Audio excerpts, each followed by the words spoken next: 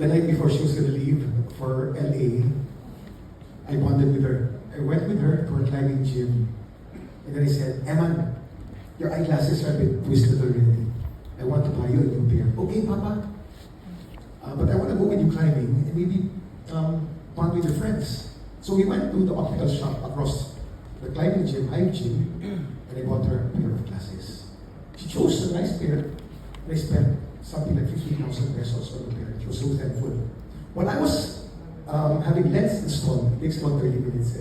Emma said, Papa, I want to treat my friends in the gym. Pizza. I said, okay. When I was waiting for the lens, she ordered pizza, she picked me up, and then we went to pay for the pizza. I was expecting to pay 3,500 pesos. The bill was 28,000 pesos.